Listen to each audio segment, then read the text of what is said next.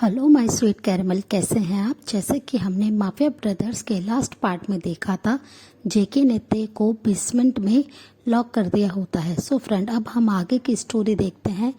जेके बहुत ही गुस्से में अपने मेंशन में आ जाते हैं, जहां हॉल रूम में सब उनका वेट कर रहे होते हैं। जैसे ही जेके आते हैं, सब लोग अपनी जगह पे खड़े हो जाते हैं और जेके उनकी तरफ बहुत ही गुस्से में देखते हुए कहते हैं, मेरे ऑर्डर के बिना कोई भी ते के पास नहीं जाएगा और कोई भी उसकी हेल्प नहीं करेगा। इनफैक्ट कोई फूड और वाटर भी ते को नहीं दिया जाएगा जब तक मैं नहीं कहता। और वो ये बात कहकर बहुत ही गुस्से में अपने बेडरूम में चल जाते हैं। सब लोग बस उनकी ये बात सुनकर शॉक्ड रहते हैं और धीरे धीरे सब लोग हॉल रूम से अपने बेडरूम में चले जाते हैं। जेके बेड पे अपने रूम में आके बेड पे लेट जाते हैं और वो सीलिंग की तरफ देख रहे होते हैं। वो कंटिन्यूसली सोने की बहुत बार कोशिश करते हैं, पर उन्हें बिल्कुल भी नींद नहीं आ रही होती है। उन्हें बार बार ते की वो पेनफुल वॉइस सुनाई दे रही होती है, जिसमें ते उनसे रिक्वेस्ट कर रहे थे अपने आप को फ्री करने के लिए। वो उनके पेनफुल और इतने ज़्यादा स्कार मार्क वाले फेस उनके आंखों के सामने बार बार आते हैं, जिससे जेके बहुत ही ज़्यादा बेचैन हो जाते हैं। वो बहुत ज़्यादा परेशान हो जाते हैं कि वो ते को इतना ज़्यादा हर्ट करके अब उन्हें इतना बुरा क्यों लग रहा है। वो बस ये सोचते हुए उनकी आंखों से आंसू स्लाइड होना शुरू हो जाते हैं और वो हार्शली अपने आंसू को क्लियर करते हैं अपने फेस को, और वो बस अपने एक डीप ब्रेथ छोड़ते हैं और वो विस्पर करके कहते हैं कि ते, तुमने ये सब क्यों किया। मैं तुमसे कितना ज़्यादा प्यार करता हूँ और तुमने मुझे ऐसे चीट किया। तुमने काय के साथ ये सब क्यों किया। और वो ये कहकर बस सोच रहे होते हैं। वो बहुत ज़्यादा ट्राई करते हैं कि उन्हें नींद आ जाए, पर उन्हें नींद नहीं आती है। फिर वो हार मानते हैं और गुस्से में खड़े होते हैं और बाहर आ जाते हैं मेंशन के, और वो कार की लेते हैं ड्राइवर से और बहुत ही फास्टली ड्राइव करते हुए हॉस्पिटल में आ जाते हैं। और वो काय के रूम में चले जाते हैं। काय अभी भी कोमा में है, वो बेड पे लेटे होते हैं। जेके उनके करीब आते हैं और साइड चेयर पे बैठ जाते हैं और बहुत ही दुख भरी वॉइस में काय से कहते हैं कि काय, सॉरी, मेरे ते की वजह से तुम्हारे साथ ये सब हुआ। मैंने ते को बहुत पनिश करा, पर काय मुझसे उसे पनिश नहीं करा जा रहा है। मेरे को बहुत ज़्यादा तकलीफ़ हो रही है अपने ते को ऐसे पनिश करते हुए। मैं नहीं करना चाहता हूँ ते को पनिश। प्लीज़ काय, तुम जल्दी से ठीक हो जाओ और जो भी ट्रू है वो मुझे बता दो। मैं अपने ते को ऐसे हर्ट नहीं कर सकता, मैं उसको इतना ज़्यादा पनिश नहीं कर सकता।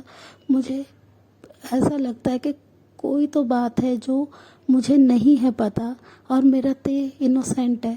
पर मैंने तुमसे जो प्रॉमिस किया है, मैं अपने हर प्रॉमिस को ज़रूर फुलफ़िल करूँगा। मैंने तुमसे प्रॉमिस किया था, जिसने तुम्हारे साथ ये सब किया है मैं उसे बहुत ही हार्डली पनिश करूँगा, जिसकी वजह से मैं अपने ते को पनिश कर रहा हूँ।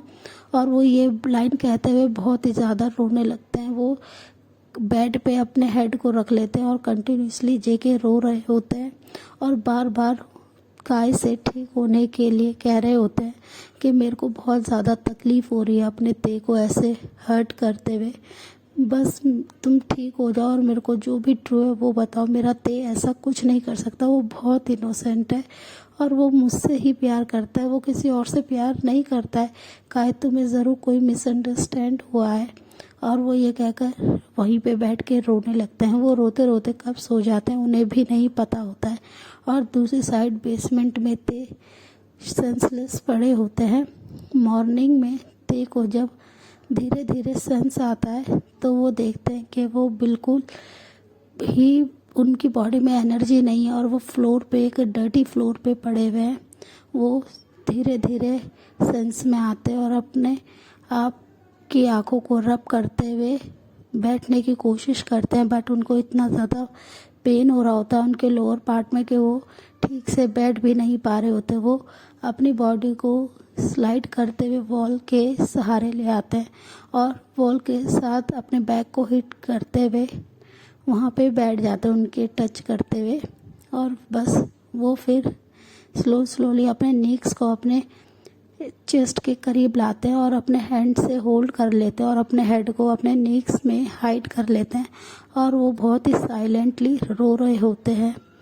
उन्हें इतना ज़्यादा अपने हार्ट चेस्ट में पेन हो रहा होता है कि उन्होंने जिस इंसान पे सबसे ज़्यादा भरोसा किया, जिसे सबसे ज़्यादा प्यार किया, आज वो ही उनकी बात सुनने के लिए रेडी नहीं है। वो उन पे बिल्कुल भी ट्रस्ट नहीं करते। ये सोच के ते को सबसे ज़्यादा तकलीफ़ हो रही होती है।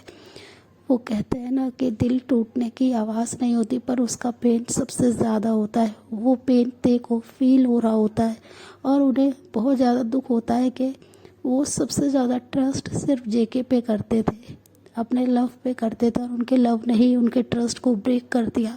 वो उन पे ट्रस्ट ही नहीं कर पा रहे हैं और ये सोचकर बस उस डार्क रूम में थे अकेले बिल्कुल, और वो बहुत ही साइलेंटली रो रहे होते हैं। उनकी पूरी बॉडी गिव अप कर चुकी होती है और वो बस जब थोड़ी देर बाद अपने सेंस में आते हैं, थोड़ा उन्हें अपनी बॉडी में पेन इस लेवल तक बढ़ने के बाद जब कम फील होने लगता है तो वो डोर की तरफ स्लाइड होते हुए जाते हैं और डोर को नॉक करते हैं, क्योंकि ते को डार्क रूम से बहुत ज़्यादा डर लगता है और वो बहुत ही अपनी क्रैकिंग वॉइस में डोर को ओपन करने की बात कहते हैं। ते की पूरी बॉडी शिवर कर रही होती है, पर कोई भी गार्ड उनकी बात का आंसर नहीं कर रहा होता है। ते बहुत ज़्यादा हार्डली डोर पे प्रेस करते हैं अपने हेड से, पर कोई भी उनकी इस आवाज़ को नहीं सुन रहा होता है। ते बहुत ज़्यादा डरे होते हैं। वो रोते हुए बस उसी कॉर्नर में बैठे रहते हैं। उन्हें काफ़ी ज़्यादा प्यास लग रही होती है। इतनी बार चिल्लाने की वजह से उन्हें काफ़ी ज़्यादा अपने थ्रो में पेन हो रहा होता है कि उन्हें पानी चाहिए। वो बार बार विस्पर करके बस पानी मांग रहे होते हैं, पर वहाँ पे कुछ भी ऐसा नहीं होता है जिससे वो अपनी प्यास को बुझा सके। वो बस ऐसे ही काफ़ी देर तक अपने प्यास से स्ट्रगल करते हुए वो कब सेंसलेस हो जाते उन्हें नहीं पता होता है। और दूसरी साइड जे अपनी आईज खोलते हैं तो वो अपने आप को हॉस्पिटल में देखते हैं कि वो काय के बेड पे ही अपने हेड को डाउन करके सो रहे थे। थोड़ी देर बाद वहाँ पे जेहोप आ जाते हैं और उन्हें ऐसे सोता देख के स्माइल करते हैं और फिर अपनी बहुत ही स्वीट और काम वॉइस में कहते हैं, मिस्टर जंगकुक आप उठ जाइए, अब मॉर्निंग हो गई है, आप यहाँ पे क्या कर रहे हैं। ये बात सुनते ही जंगकुक उनकी तरफ देखते हैं अपनी बहुत ही सैड फेस से, तो उनको ऐसे सैड देखते हुए जेहोप स्माइल करते हैं और वो कहते हैं कि कोई प्रॉब्लम है तो आप मुझे बता सकते हैं। पर जेके कुछ नहीं कहते और कहते हैं उनसे बस ये पूछते हैं कि काय कब तक ठीक हो जाएगा, उनकी बॉडी कुछ रिस्पॉन्स कर रही है या नहीं।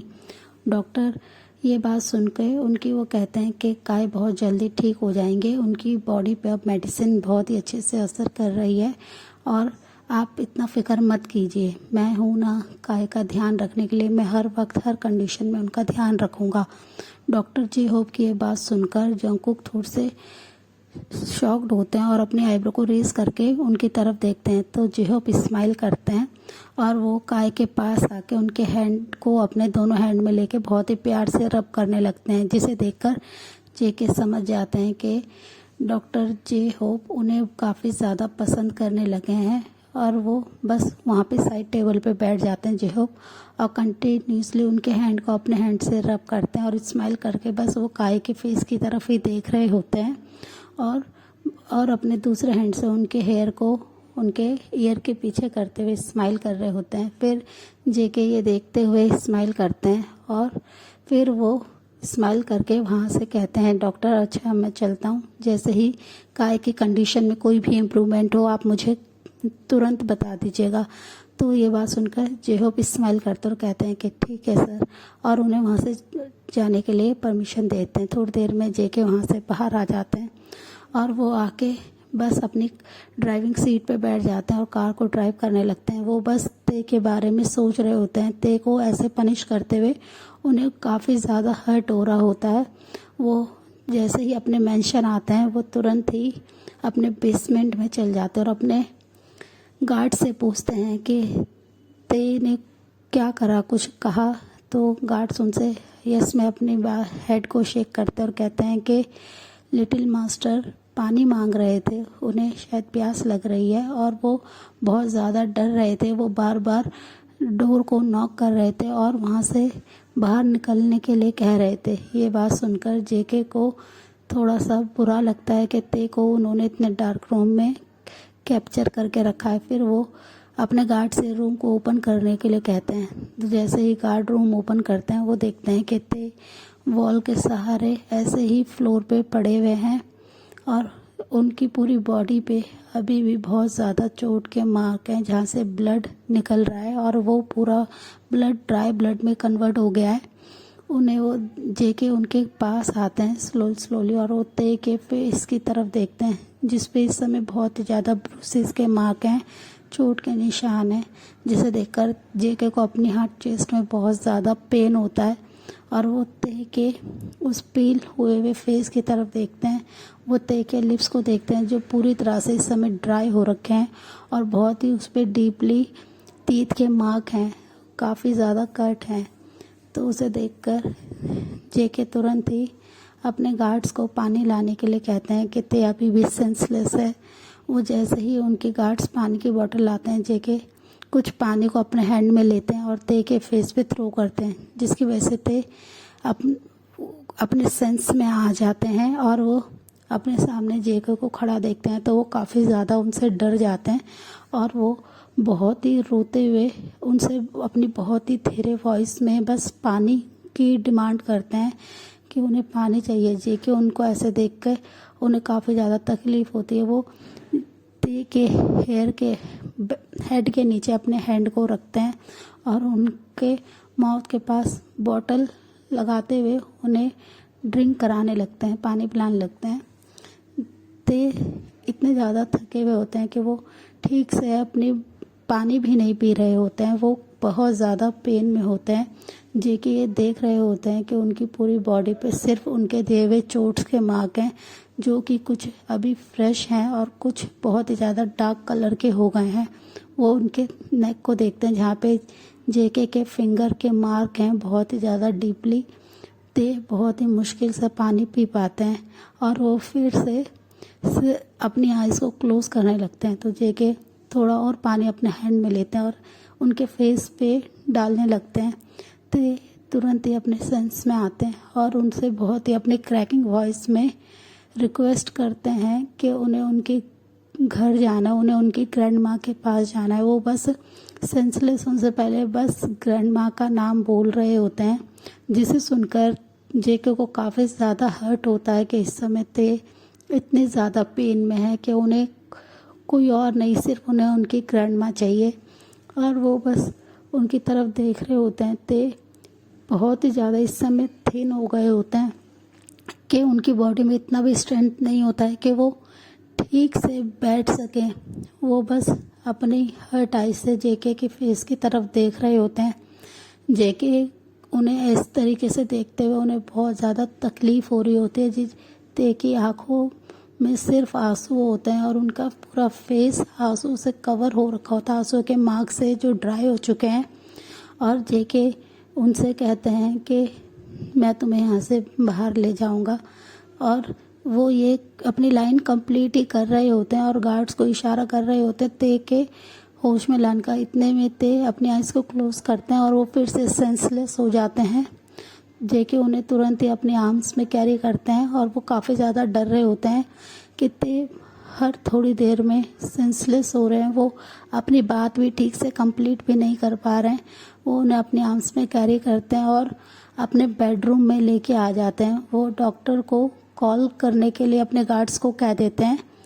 जैसे ही वो अपने बेडरूम में आते हैं वो ते को बेड पे लिटा देते हैं और वो देखते हैं कि ते ने वही पूरी फटी हुई शर्ट को ही वेयर कर रखा और उनकी पूरी बॉडी बहुत ही ज़्यादा मार्क से कवर हो रखी है। पूरी बॉडी पे सिर्फ और सिर्फ उनके दिए हुए चोटों के मार्क थे और वो बस ये देखकर काफ़ी ज़्यादा हर्ट होते हैं। वो सबसे पहले ते के क्लोथ्स को चेंज करते हैं ताकि उनकी नेकेड बॉडी को कोई ना देख सके और वो ते के साइड में आके बैठ जाते हैं। थोड़ी देर बाद ही मेंशन में डॉक्टर आ जाते हैं और वो जैसे ही आते हैं वो अपने सामने माफिया किंग को देखते हैं तो उनको देखते ही ग्रीट करते हैं। तो जैसे ही जंकुक को एहसास होता है डॉक्टर रूम में आ गए, वो उन्हें तुरंत ही आके ते को चेक करने के लिए कहते हैं। सो फ्रेंड, इस पार्ट को हम यहीं एंड करते हैं। मिलते हैं आपसे नेक्स्ट पार्ट में। तब तक के लिए आप मेरी वीडियो को लाइक शेयर कमेंट कीजिए और मेरे चैनल को प्लीज़